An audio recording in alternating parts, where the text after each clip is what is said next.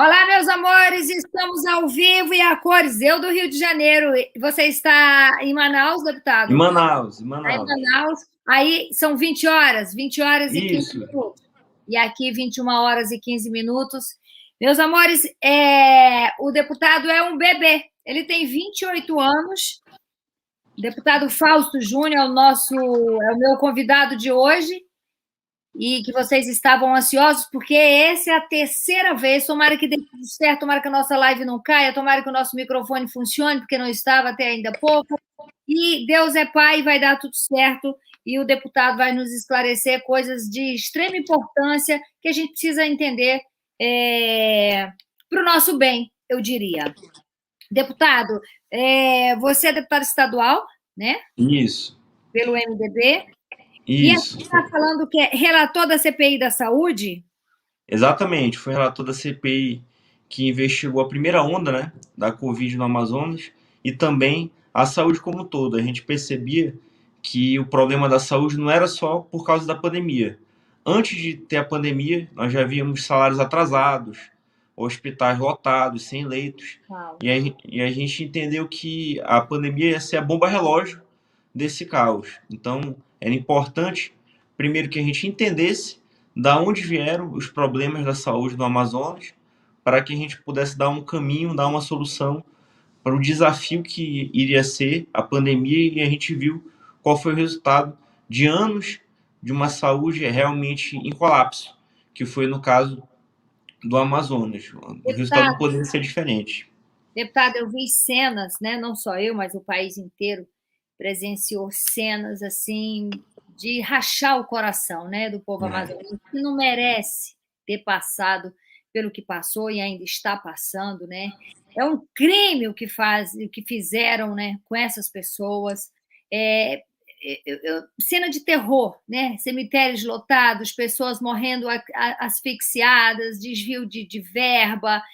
Deputado, do dia que você, depois na CPI, 29 de junho, né, foi seu depoimento, para cá, para o dia de hoje, o que mudou na CPI? Na CPI e nesse cenário macabro, né, que essa CPI, esse circo aí que rumo está tomando? Então, eu vejo que eu posso falar pelo meu depoimento.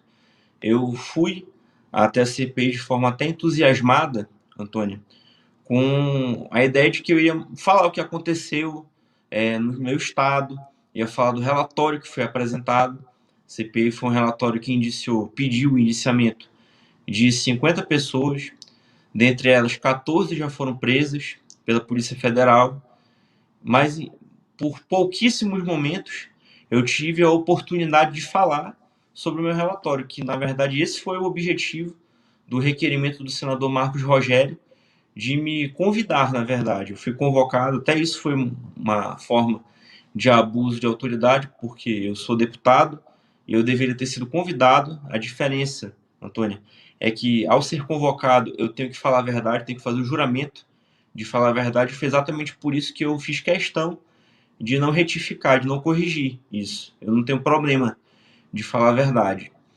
Apesar do terrorismo que foi feito em dias anteriores ao meu depoimento, por pessoas, por veículos de imprensa ligados ao senador Omar Aziz, de que eu seria preso, certamente eu seria preso. Então percebe que a intimidação começou sem eu falar uma palavra. Eu cheguei já com todo Sendo tipo de ameaçado, intimidação, sendo ameaçado de toda forma. coagido. Exatamente.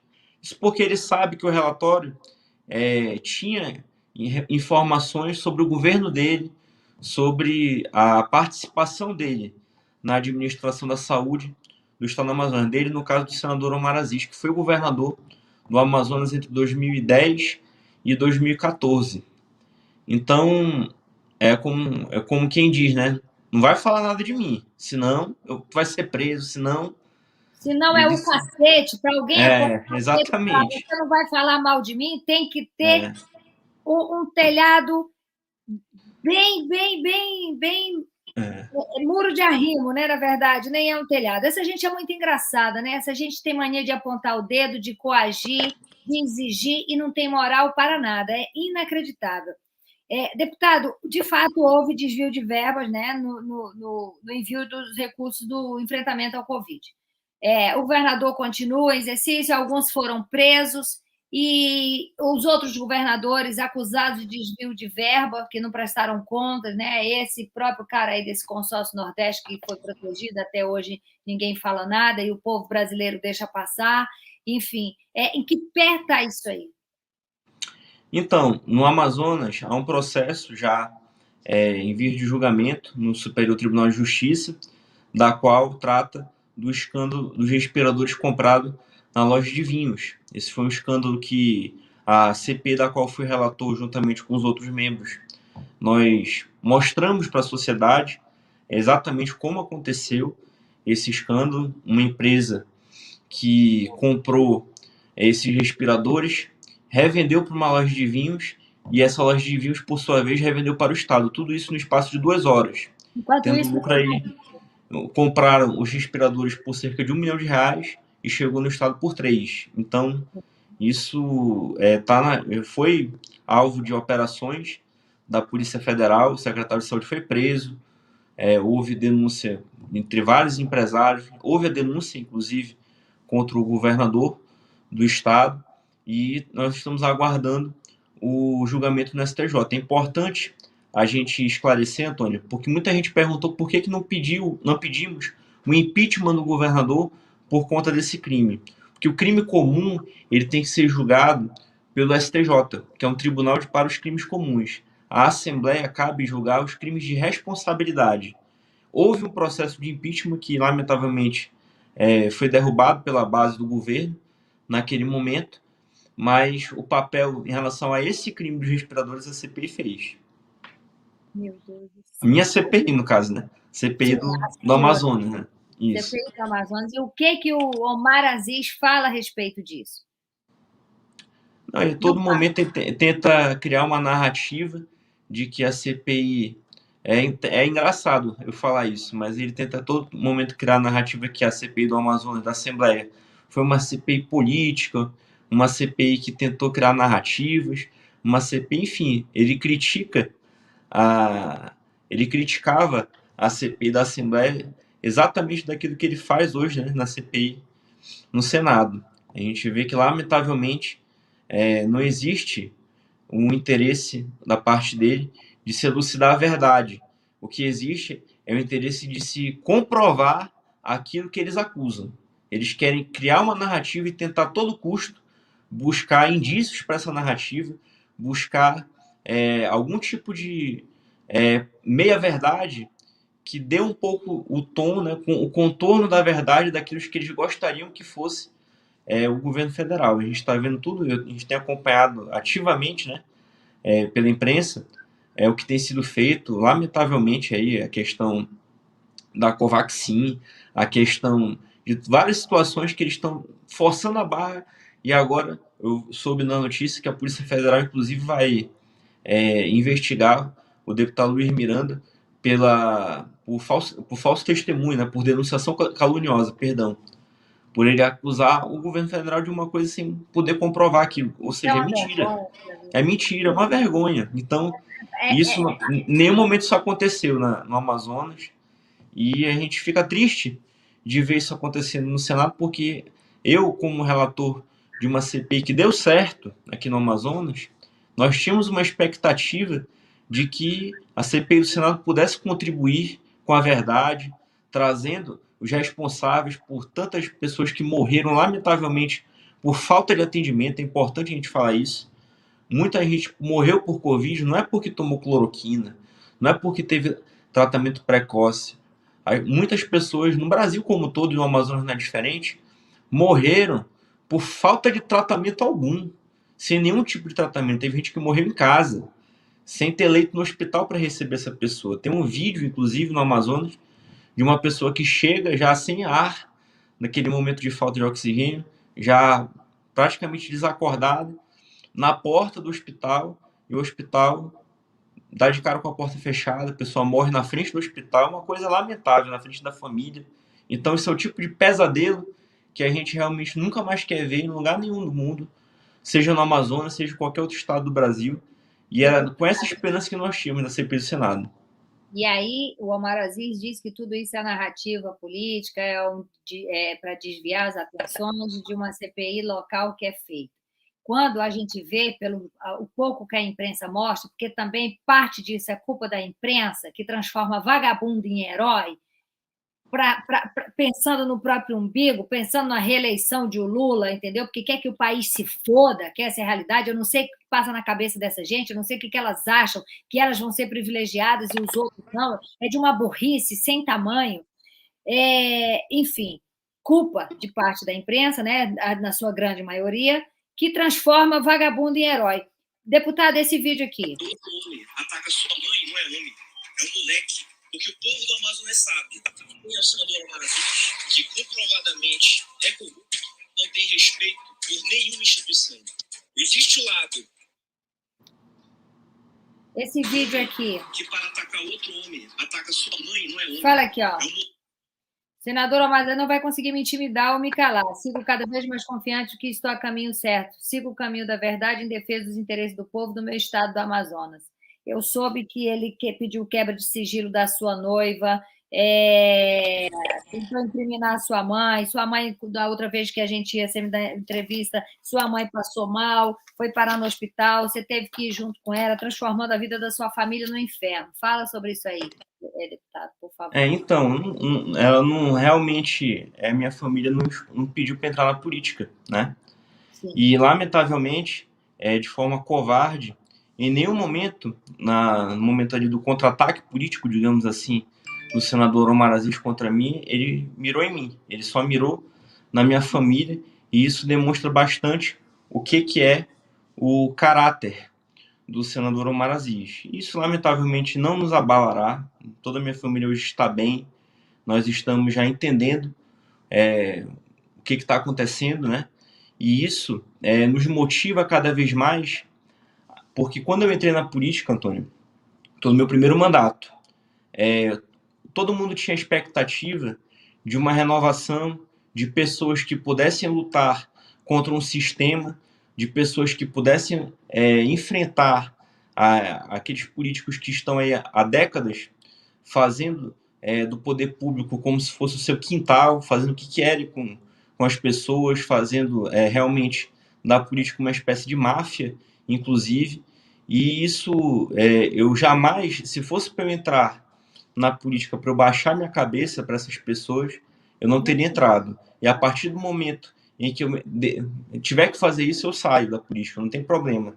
Eu tenho uma família honrada, eu tenho uma condição financeira boa, não sou uma pessoa rica, milionária, mas eu sou uma pessoa que o mesmo carro que eu tinha, eu uso hoje, eu viajo para o mesmo lugar que eu viajava, e não é a política que proporciona isso para mim. É o trabalho da minha família, já há mais de 40 anos, que tem proporcionado isso. E isso realmente afasta boas pessoas da política, porque tem muita gente boa que gostaria de entrar na política, mas teme ter a vida da sua família, ter tudo que conquistou com o suor do seu trabalho exposto e misturado ali o joio com o trigo, falando que aquilo ali tudo é oriundo de política. Isso não é verdade. Então, isso afasta muita gente da política, mas ao mesmo tempo, eu espero, Antônio, que eu seja assim uma referência para as pessoas entenderem que é possível você confrontar, é possível as pessoas de bem ficarem do seu lado. Eu quero aqui até aproveitar essa oportunidade para agradecer a todas as mensagens de apoio que nós temos recebido nesses tempos aí de realmente uma guerra política que se instaurou, né, no estado do Amazonas entre eu e o senador Omar Aziz, e é isso que nos motiva. Eu não vou de forma alguma, Antônio, até pela minha religião, eu sou cristão, revidar da mesma forma como eu fui alvo de ataques. Em nenhum momento eu citei pessoas da família do senador Omar Aziz. Em nenhum momento eu critiquei, mesmo tendo provas robustas, noticiadas de interesse público contra a família dele, mas eu me recuso a entrar nesse mérito. O meu papel é de mostrar a verdade e de homem para homem, eu como deputado estadual Fausto Júnior, com o senador Omar Aziz, de falar a verdade, não de atacá-lo.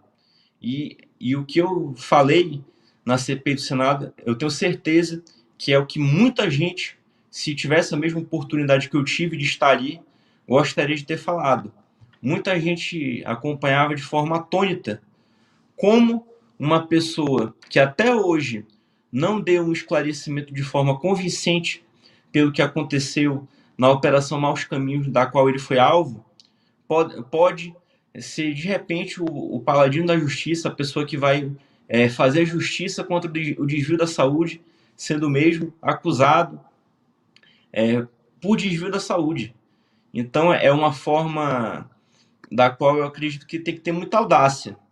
Muita Sim. audácia Deputada, para assumir essa responsabilidade. Essa operação que você acabou de citar, ela diz respeito ao quê? Para quem não está bem por dentro do assunto. Então, a Operação Maus Caminhos foi deflagrada no ano de 2016 e compreendia os governos Omar Aziz e o governo José Mello. É uma operação da qual identificava o Instituto Novos Caminhos, que administrava algumas unidades de saúde no estado do Amazonas, recebeu por parte do governo do estado, naquele momento, cerca de 900 milhões de reais, e segundo o relatório da... Peraí, deputado, que eu vou repetir. 900 milhões de reais. 900... Vocês sabem, por um acaso, que dá para ser feito com 900 milhões de reais? Isso. Povo amazonense. E pelo que eu vi, na época ele era o quê? Ele era o governador. quê? Governador. 2016, isso quer dizer que ele foi reeleito? Não. Ele já estava reeleito naquele momento. Acabar de ser reeleito. E o governo subsequente foi o vice dele, no caso. E se duvidar, ele vai ser reeleito de novo, porque o povo gosta de tomar na tarraqueta. É isso que me revolta. Isso que me revolta, deputado, porque eu estou aqui, ó, cheia de problema, você aí cheia de problema, sua família cheia de problema. Sabe por quê? Porque você aí está na política, eu estou do lado de cá tentando abrir os olhos do povo, mas o povo não quer saber disso, não. O povo não quer saber disso, o povo quer saber de putaria, o povo quer saber de se fuder. Você me perdoa, deputado? Aqui eu tenho a liberdade de falar desse jeito, graças a Deus, uma vez que eu não sou empregada de ninguém, então eu posso usar esse linguajar chulo, você me desculpa, mas é que tem uma hora que a gente precisa falar assim para ver se entra na cabeça do povo. Tudo isso não é culpa de Omar Aziz, não é culpa de ninguém, não é culpa de nenhum político safado, é culpa do povo, porque quem é que bota essa gente lá? O povo. Sabe por quê? Em troca de migalhas 3 dias antes da eleição. É isso que vocês fazem. Agora, depois de uma pandemia onde um estado por pouco nos sucumbiu, se vocês não abrirem o olho é porque vocês querem morrer. Se joguem no rio, então, que é mais fácil do que vocês colocar alguém para fazer isso com vocês. A culpa é do povo, deputado. Você me desculpa. Roubo é roubo. Roubo é roubo. A gente precisa, eu quero até aqui te agradecer, Antônio, pela tua iniciativa de falar a verdade de forma transparente, de forma direta para a população, porque eu acredito que muito naquela passagem bíblica que, inclusive, o presidente Bolsonaro sempre fala, que é conhecereis a verdade, né? E a verdade vos libertará. E eu tenho certeza que quanto mais a gente puder falar para as pessoas, expor tudo que está acontecendo, as pessoas, em algum momento, não é possível, vão entender qual que é o melhor caminho, quem são as pessoas que estão ali na frente da administração pública. E eu tenho certeza que o povo do Amazonas já está entendendo. Eu tiro isso pela grande repercussão positiva que a minha ida até a CPI do Senado teve no meu estado. Muitas mensagens, muitas mesmo, Antônio, de apoio. Eu sou constantemente abordado nas ruas Foi brilhante. pelas pessoas. Isso que nos gratifica, isso que nos motiva, apesar de todas as dificuldades que a política suja, aquela política baixa, rasteira, impõe para aquelas pessoas que querem falar a verdade, que querem fazer um mandato diferente e, de forma destemida, são vão até um lugar totalmente desfavorável. Ali eu brinco que eu era um time da Série B com 2 jogadores a menos, indo jogar contra o Flamengo no Maracanã lotado. Ali eu estava completamente em desvantagem. O meu microfone não tinha nem direito à palavra, muitas vezes. Eu sabia que eu tinha ali 2 ou 3 oportunidades no máximo de falar de forma tranquila, de forma aberta. E isso realmente é muito ruim. Muito ruim porque o papel principal de uma CPI, da qual a investigação, o objetivo do relatório é que se encaminhe até os órgãos de controle para que eles tomem as providências, é de se ouvir a verdade, de dar oportunidade das pessoas falarem a verdade. Eu estava ali na condição de testemunha, não estava na condição de investigado. E imagine, uma testemunha em que as pessoas, quem está ouvindo a testemunha não deixa a testemunha falar. Imagina a qualidade e o descrédito de um inquérito como esse. Então, isso atrapalha. Eu tenho certeza, eu não quero aqui de forma alguma, Túlio, colocar todo mundo na mesma vala. Tenho certeza que tem senadores ali que estão comprometidos, querem fazer um bom trabalho. Só falta trazer o senador Girão aqui, porque todos que eu tenho acompanhado e visto, o Brasil tem visto que está fazendo um bom serviço, deputado. Eu faço questão de trazer aqui, para quem não viu lá, que veja aqui, porque isso é muito importante. A gente precisa ficar de olho nos bons políticos e fazer uma varredura nos bandidos que estão querendo acabar com o nosso país, estão querendo vender o nosso país a preço de banana para se darem bem. Sabe, essa época do coronelismo acabou, tem que acabar. Exatamente. Tem que acabar, sabe? Não tem mais tempo para isso, o povo não está mais aqui para isso. Você fez um BO após a sua mãe ter recebido ameaças de morte? Já foi identificado que estava ameaçando sua mãe de morte? Ainda não, nós estamos tomando uma série de providências, Antônio, não somente o BO. Tem muitas situações que precisam ser elucidadas e por uma questão de segurança jurídica eu não vou abrir, mas muita coisa foi feita, muita coisa mesmo, e eu tenho certeza e a confiança na justiça, porque o que está acontecendo é tão somente uma perseguição política. Eu falando aqui da minha mãe, a minha mãe, para quem não sabe, Antônio, ela é uma conselheira do Tribunal de Contas de carreira, ela passou no concurso público, ela não foi por nomeação política nenhuma. Ela está no Tribunal de Contas há 46 anos. A única mulher conselheira do Tribunal de Contas, a primeira mulher a ser presidente do Tribunal de Contas, e não é a primeira vez que ela sofre perseguição política, ela sofre tentativas de tentar ser diminuída, de tentar ser perseguida pela sua condição de mulher. Nós percebemos, é só a gente ver aqui a história recente, quando o presidente da CPI, o senador Amaziz, quis atacar por primeiro o Bolsonaro. Quem atacou? Qual foi a deputada que ele atacou? A deputada Carla Zambelli. Quando eu fui até a CPI, a quem ele atacou? A mim? Não. Ele atacou a minha mãe. Qual foi o tratamento da senhora Isa Yamaguchi quando chegou até a CPI? Aquilo que fizeram então é interessante, eu faço questão de fazer essa analogia contigo, você como mulher, para você entender. Existe um machismo acontecendo ali, e eu não sou dessa linha.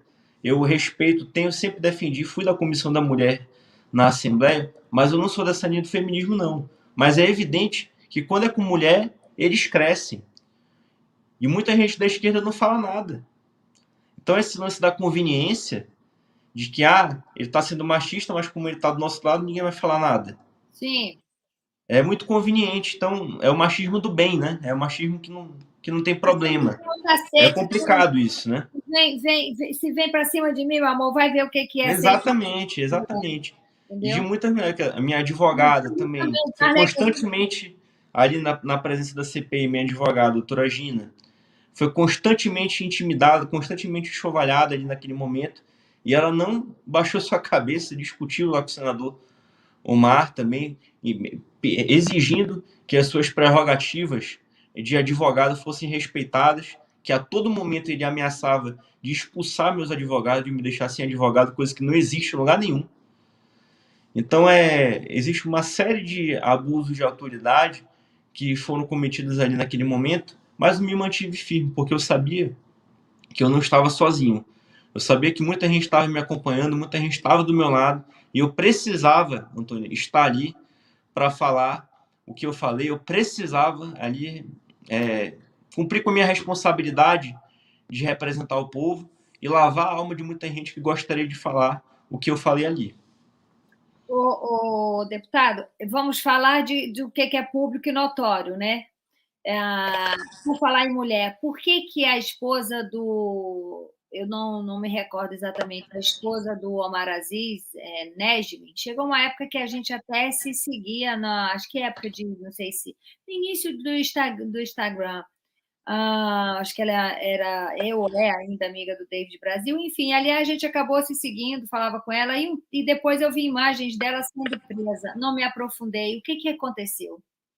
Foi um desdobramento da Operação Maus Caminhos, atingiu alguns familiares do senador Omar, mas, Antônio, como eu falei, eu me recuso a bater Sim, nisso. sim. Eu não vou me reduzir ao mesmo nível dele, sabe? Eu poderia, tem coisas que são públicas, notórias, é Nós deputada sabemos, Nesme, ela é não minha colega de parlamento, ela é minha Aham. colega de parlamento, inclusive, lá na Assembleia, e todo o povo sabe o que aconteceu. Eu não vou explorar e O me que locupletar importa é disso que como ele faz comigo, né? Não vou o que fazer isso. importa, o que importa é que É, o povo amazonense sabe o que houve. Se sabe, quiser, sabe que houve. tem Claro, não consciência. precisa eu divulgar isso. Todo mundo Entendi, sabe o que aconteceu. Foram um desdobramento da Operação Maus Caminhos. entendi. Maus caminhos, olha isso, meu pai amado, é uma vergonha, é um esculacho, é um escárnio, é um tapa na cara das pessoas. Deputado, eu peguei algumas matérias aqui, algumas chamadas. É impossível ter duas CPIs ao mesmo tempo, diz deputado do Amazonas ao retirar a assinatura do requerimento. O As que duas aconteceu CPIs, foi o seguinte: a nacional, é isso, vamos dizer? eles queriam fazer uma cópia da CPI nacional. Como eu falei na própria CPI no Senado, vamos aguardar o que vai acontecer na CPI Sim. do Senado.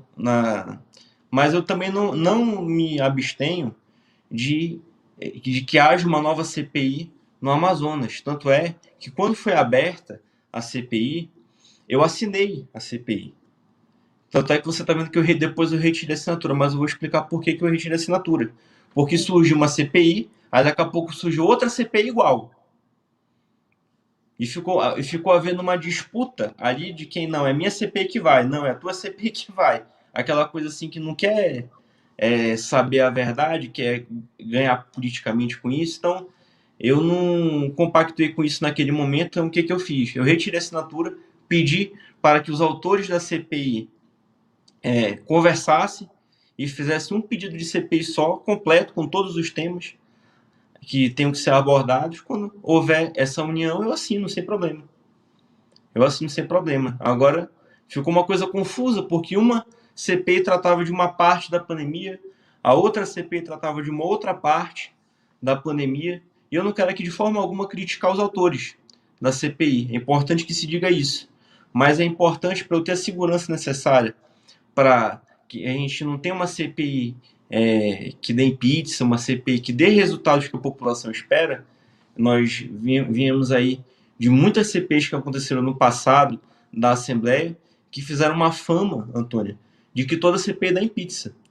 E pela primeira vez, a CPI da qual eu fui relator, o deputado delegado Pérez foi o presidente, os outros membros, o deputado Wilker Barreto, o deputado Serafim Corrêa, o deputado Dr. Gomes foram membros também. Foi a primeira vez que a CPI entregou resultados, uma CPI que entregou resultados concretos. E isso tem que ser uma regra, não pode ser uma exceção. Então, diante dessa segurança que eu preciso ter para eu poder botar o meu nome, botar minha assinatura numa CPI. Eu tenho que ter certeza que essa CPI vai abordar todos os temas que a população espera que sejam esclarecidos. O circo em Brasília perdura, né?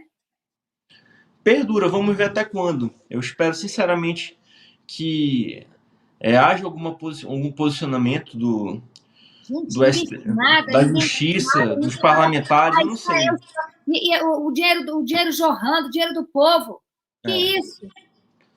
Uma coisa que me assusta e que me preocupa, Antônio, é que a gente precisa analisar a coisa de forma objetiva. O que a CPI entregou até hoje? Quantas vacinas, através da CPI, quantas vacinas foram compradas? Através da CPI, quantas vidas foram salvas? É muito fácil a gente culpar aquela pessoa que está ali trabalhando e não entender as dificuldades que estão acontecendo. O Brasil hoje é um dos países em que a vacinação está mais adiantada. Se você olhar para o resto do mundo, o Brasil não pode se comparar com os Estados Unidos, com a Inglaterra, são países muito desenvolvidos. A gente tem que ter essa consciência. Agora vamos comparar o Brasil com os países da América Latina. Vamos comparar o Brasil com alguns países, inclusive da Europa. Eu super aconselho, quem tiver infeliz aqui, pode mudar para a Argentina, para a Venezuela, para Exatamente. podem ir, gente, olha, podem ir, sabe? Se for o caso, a gente se junta, né, deputado? Faz uma não dá, Antônia, para a gente fazer essa reflexão sem se comparar, porque o problema da pandemia não é um problema do Brasil, é um problema mundial. A aquisição das vacinas é um desafio para todos os países do mundo. Todo mundo quer vacina. Todo mundo quer vacina. E o Brasil, hoje, tem capacidade de produção de vacina, enquanto uma boa parte dos países do mundo não produz vacina. Tem que comprar vacinas de fora, ficam dependendo da entrega desses países, da disponibilidade desses países de entregar as vacinas, e a gente está vendo que o Brasil está com todas as dificuldades, com toda a oposição, com tudo contra o presidente Bolsonaro, que personificando que é importante, está conseguindo vacinar a população. Deputado, tira aqui uma dúvida, vamos esclarecer um negócio aqui, que é o seguinte, a AstraZeneca, ela está sendo produzida já aqui na Fiocruz? Está, né? A informação que nós temos... 1 milhão de vacinas por dia? Exato, aproximadamente. E a Coronavac pelo Butantan, né? Em São Paulo. Então, esquece, gente, se puder, né? Pelos relatos aí, por favor. Vamos aqui concentrar na AstraZeneca, que foi um investimento do governo federal, ou seja, Bolsonaro lá atrás. Então, eu queria mandar um recado para a turma da lacração, que vai fazer, vai se vacinar e faz a fotinha e fala: valeu, SUS do cacete, valeu o investimento que o governo federal fez na Fiocruz lá atrás para produzir AstraZeneca, seus canalhas. Canalhas, é isso que vocês são, canalhas. Vocês deviam aproveitar a voz de vocês para o bem, seus canalhas. É isso que vocês são. Mas sabe quando vocês vão brilhar de novo? Sabe quando vocês vão ficar aqui no palco e os idiotas aplaudindo lá embaixo, pagando caro para vocês? Nunca mais. Acabou a palhaçada. Vocês são palhaços, é isso que vocês são, seus lacradores de merda. É impressionante. É impressionante a pessoa agradecer o SUS e esquecer que quem administra o SUS é o Ministério da Saúde, né? Você vê, o Bolsonaro é o governo federal que ministra a saúde, mas basicamente a gente precisa frisar que lá atrás o governo federal, ou seja, Bolsonaro, investiu na Fiocruz para fazer a AstraZeneca. E hoje é 1 milhão de doses por dia. É isso que vocês precisam entender. Vocês são cretinos.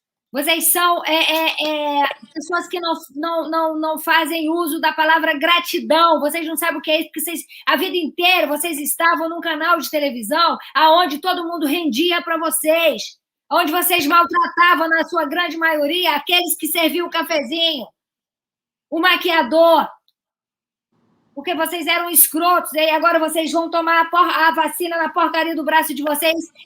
Valeu, SUS! Valeu, SUS é o caralho! Seus cretinos, desculpa, eu nunca mais fiz entrevista. Semana passada eu fiquei aqui gravando sem convidado, então quando eu pego alguém assim que eu gosto, que eu respeito, que eu me sinto à vontade para tocar o terror, eu toco junto. Ô, deputado, aqui eu peguei uma aspa sua, que é o seguinte: todos os governadores investigados pela CPI mereciam ser indiciados. Eu propus isso na comissão e não foi aceito. O certo era para ser indiciado, inclusive o ex-governador Omar Aziz, pela gestão dele na saúde. Não somente o governador Wilson Lima, todos têm participação, disse Fausto na terça. Ou seja, isso aqui é um trechinho do que já foi falado aí. Isso nunca vai acontecer, né, pelo andar da carruagem. Então, é importante explicar essa minha declaração, porque naquele momento o senador Omar Aziz, ele insistia por que eu não havia indiciado o governador Wilson Lima, pelo ato dos respiradores na loja de vinhos, como eu falei anteriormente. Ele insistia porque da questão dos processos indenizatórios, por que ele também não havia sido indiciado. Se eu tivesse que indiciar pelos processos indenizatórios, todos os governadores investigados pela CPI pagaram o processo indenizatório. E eu cheguei a discutir, mas lógico que isso não foi aceito nem por mim, porque não cabe. Não cabe esse indiciamento de governador por CPI pela Assembleia por crime comum. Isso cabe ao STJ, à PGR. É somente a PGR que tem a competência necessária para indiciar o governador nesse ponto. E isso foi feito no que se refere aos respiradores na loja de vinhos. Agora sim, o que eu quis dizer com isso naquele momento? É que ele queria me cobrar de uma coisa que ia pegar ele próprio. Por que você não indiciou por causa disso? Por que você não indiciou por causa disso? Porque então eu só queria ser indiciado também, né? Porque o que ele estava me cobrando de iniciar o governador atual, eu também deveria iniciar ele. E é engraçado ele estar cobrando de eu iniciar o governador atual, porque ele sempre foi aliado do governador atual. Ele elogiava. Quando teve o momento do impeachment, ele foi contra o impeachment. E agora mudou, por conveniência, a narrativa. Então, ele mudou, ele traiu. Onde ele acha que convém, inclusive o presidente Bolsonaro, ele votava 90%. Você pegar todas as votações do Congresso Federal, 90% das vezes o senador Omar Aziz votou com o governo Bolsonaro. E agora o governo Bolsonaro não serve mais para nada. Por que ele concordava então? Então é importante que essas verdades sejam ditas. É importante que essas verdades sejam ditas. É importante que alguém faça um gráfico, uma análise da atuação parlamentar. Quantas vezes votou o senador Omar Aziz com o governo federal? E agora ele se tornou o maior crítico do governo federal. O que mudou? Então tem umas conveniências que não dá pra gente aceitar.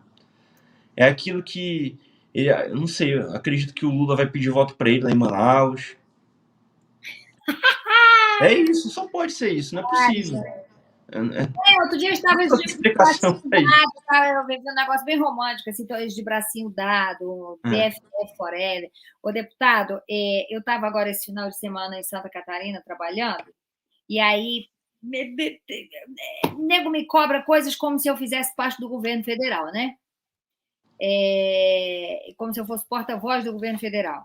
Eu não sei por que cargas d'água, mas enfim, é isso que acontece. E aí, todo mundo assim, mas aí, o teu presidente, aí teus amiguinhos deputados, todo mundo votou a favor do fundão eleitoral, e agora, o que tu vai falar? E aí, não vai se posicionar? E aí, no meio daquele tumulto, daquela confusão toda, aliás, tem sido usual na minha vida tumultos, né? Ruídos de comunicação. Eu preciso arrumar um jeito aí de não ter mais que ficar passando por isso. Matar as cobras sem fazer barulho, sabe? Eu preciso arrumar um jeitinho. Seguir os conselhos da dona Marlene Matos quando ela me diz, dona Antônia, meias verdades. Eu preciso fazer um estudo aprofundado de meias verdades. Eu não posso me dar esse luxo. Sempre a gente vai, lamentavelmente, né?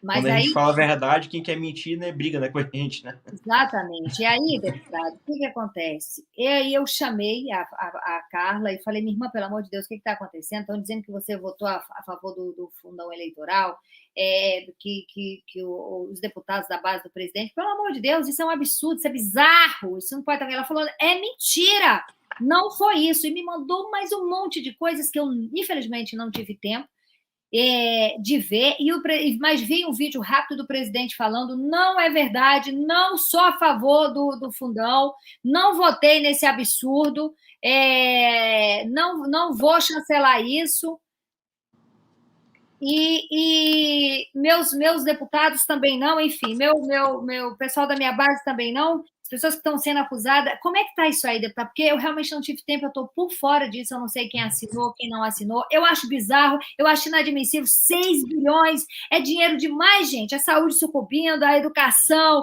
a cultura tem que ser retomada, enfim, é tanta coisa para dar dinheiro para esses bandidos, vagabundos, fazerem campanha, mentir para as pessoas, ser eleito e tomar o país de assalto. Isso é um esculacho com a nossa cara, gente. Olha, Antônio, eu tenho uma grande solução para isso. É importante, a gente vai saber efetivamente quem é a favor e quem é contra o fundão eleitoral no momento da eleição, porque a nossa prestação de contas é divulgada, publicamente pelo Tribunal Eleitoral. Então lá aparece quem recebeu, quanto recebeu e de que forma foi gasto o dinheiro público através do fundo eleitoral. Então, mais importante, a meu ver, do que votar contra ou votar a favor, porque vai ser engraçado a gente ver muita gente, Antônio, que votou contra o aumento do fundão eleitoral, é chegar na época da eleição, teve a sua campanha toda puxada pelo fundão. Então é uma forma, mais uma vez, é uma conveniência, que é por isso que é importante pessoas como você estarem expondo as verdades, expondo aquilo que muitas vezes uma parte da imprensa não expõe, para a gente saber diferenciar o joio do trigo, os meninos bons dos meninos maus. Porque todo mundo sabe, e qualquer pessoa pode entrar no site do Tribunal Eleitoral e ver quanto o seu deputado, quanto o seu senador, quanto o seu governador, prefeito, presidente da República gastou de fundo eleitoral, quanto ele recebeu e como ele gastou esse dinheiro. Então, é muito cômodo a pessoa se declarar contra o fundão eleitoral e chegar na época da eleição usar o fundão eleitoral. Usar. Ô, deputado, eu vou lhe falar que, assim, muitos não têm condição. Eu não sou contra ter um mínimo para você preparar uma campanha, porque tem muita gente boa na política também. Quer dizer, é a minoria, mas tem. E aí não tem condição de chegar até as pessoas e precisa de um mínimo possível de verba. Agora, aumentar o que já era muito?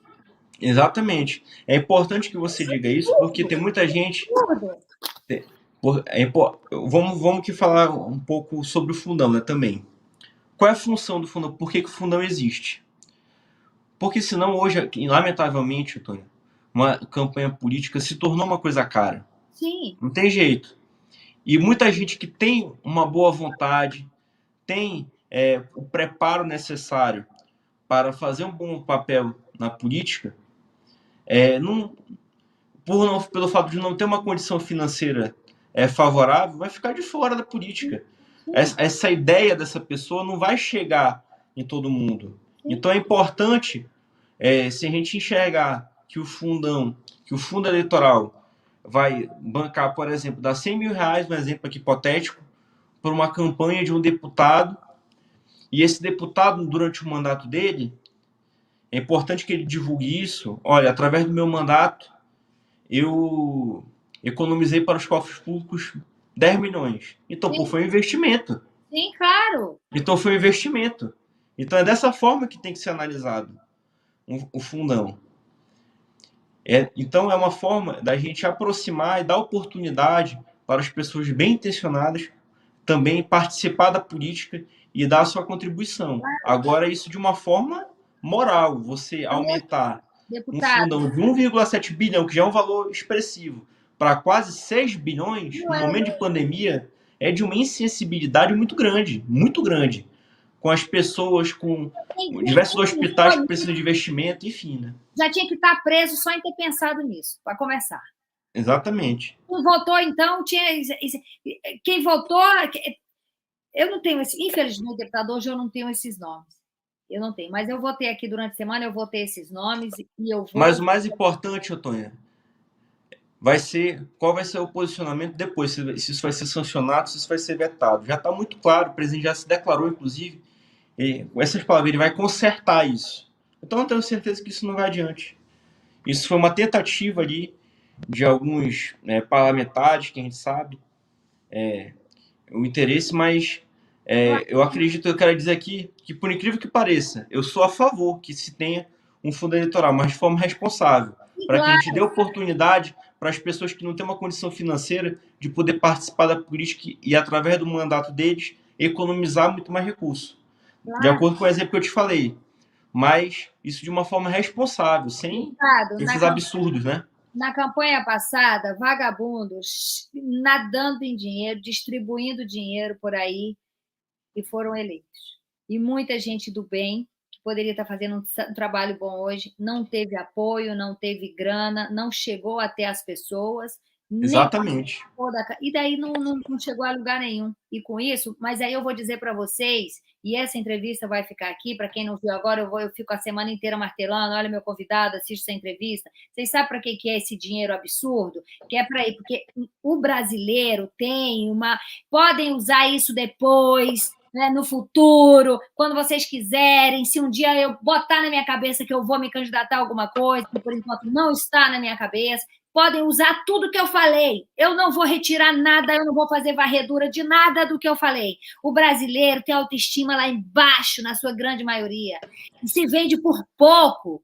Então, eles querem esse tanto de dinheiro que é para chegar na hora, comprar, dar R$100 para um, dar 200 para o outro, dar um telhado para o outro, dar um saco de cimento para o outro, dar um quilo de fubá para o outro. Eu estou indo para o Brasil inteiro, né? O modus operandi no Nordeste é dar 1 litro de água para o pobre que não tem nem água para beber, em troca do voto na hora. É para isso que eles querem esse dinheiro, para comprar vocês, para botar na cabeça de vocês que é melhor ter Bolsa Família. Não! É melhor vocês terem um salário digno, um emprego digno, educação e ter uma vida de vocês digna.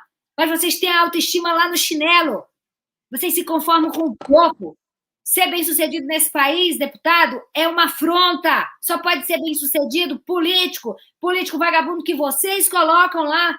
Sabe? É um absurdo. Outro dia eu vi um político chegar... Olha, eu vou lhe falar uma coisa. O que tem entrar de político e entra e sai, pede voto e liga para vir no canal, não sei o quê. Outro dia eu estava no restaurante, aí veio o político falar comigo, não sei o quê. Aí um monte de gente, oi, fulano, vou dizer o cargo dele, nem que ele é. Ele olhava e dizia assim, ó, oi. Quase que eu levantei, eu falei, bando de otário, foram vocês que votaram nesse babaca aqui que tá olhando para vocês todos, seus babacas do caralho. À vontade, entendeu, deputado? Verdade. Porque é a bandidolatria que impera nesse país. É a bandidolatria. Eles elegem os caras, entendeu? Os caras fodem com eles e eles ficam aplaudindo e se humilhando. Para vocês entenderem, ô deputado, eu estou errada, um político, um parlamentar é empregado do povo. Eu estou errada? É verdade. Ou seja, é um funcionário de É vocês. verdade. Tem que prestar conta, tem que... Prestar conta, uma relação de respeito. Vocês respeitam o parlamento que vocês colocaram lá e é a recíproca verdadeira, eles têm que respeitar vocês também. O que é isso, gente? Eu fico para morrer. Com o comportamento do povo. Entendeu, deputado? Nem é desses vagabundos, não. É do povo que bota eles lá. Mas, enfim, hoje eu vi doida, falei mais que o deputado. Oh, meu Deus, você perdeu. Não, mas é uma alegria. Eu quero aqui te agradecer pela oportunidade, me colocar sempre à disposição.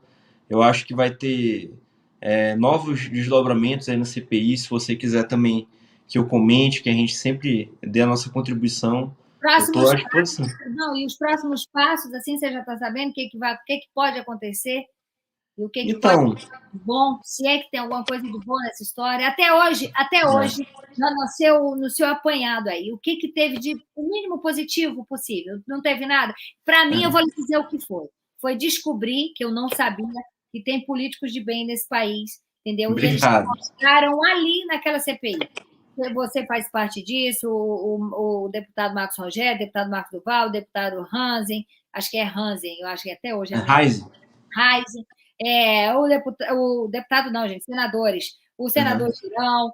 Então, assim, você descobre muita gente bacana que você não conhecia ainda. Fala, caramba, que cara legal, que trabalho bonito que ele está fazendo.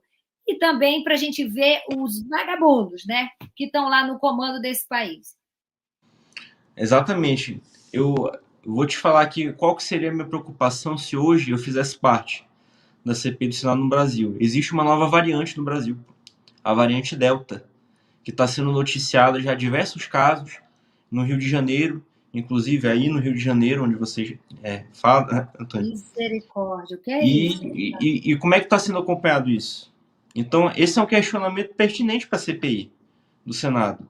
Então, eu espero que no retorno, agora quando voltar do recesso, que seja discutido isso, medidas e caminhos para que a gente possa conter essa variante. E eu falo isso, Antônio, porque o Amazonas foi vítima da variante P1, que foi devastadora.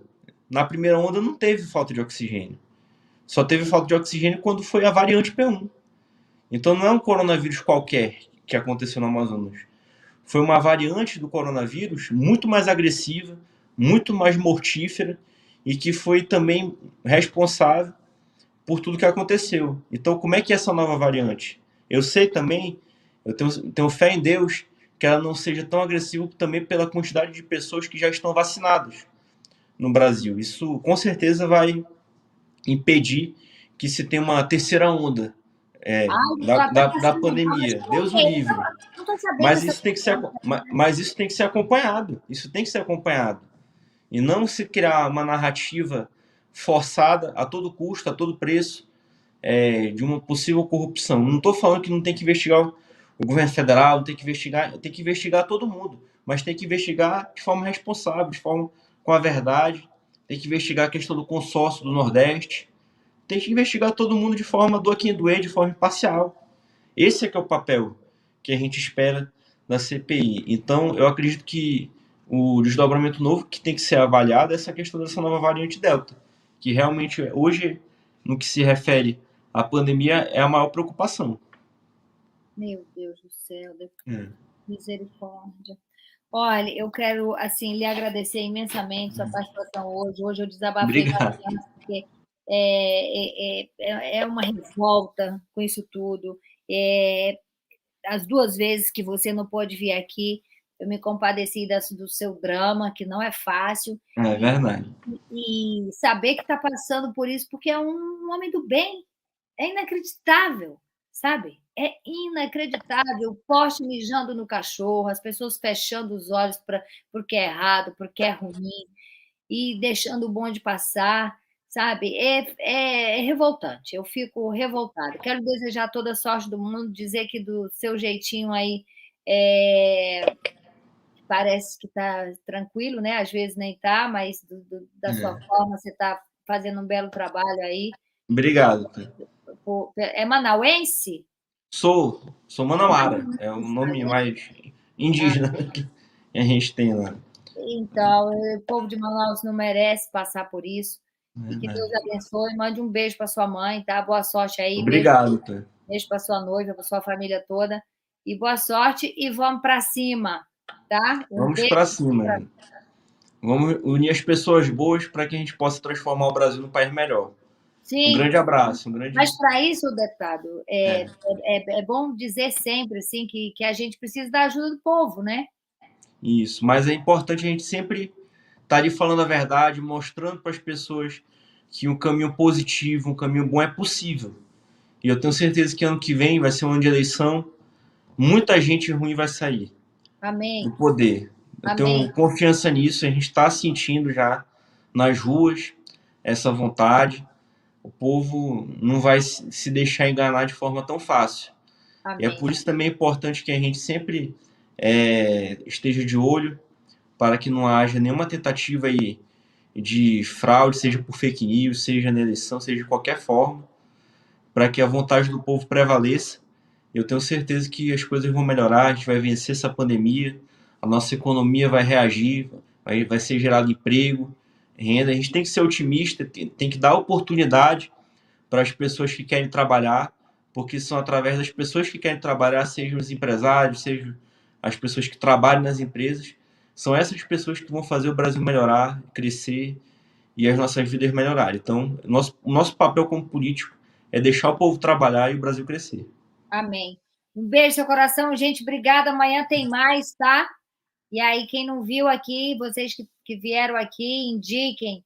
E aí, um monte de abestado que está aqui falando besteira também. Obrigado pela audiência, obrigado por vocês estarem aqui, tá? Um beijo para vocês, tá? É isso que vocês querem, chamar atenção. Conseguiram, eu vi todo mundo, vi tudo que vocês falaram aqui, tá bom? Beijo. Tchau, deputado. Obrigada, Tchau, viu? tchau. Um abraço. Outro grande. Tchau, tchau. Tchau, meu amor.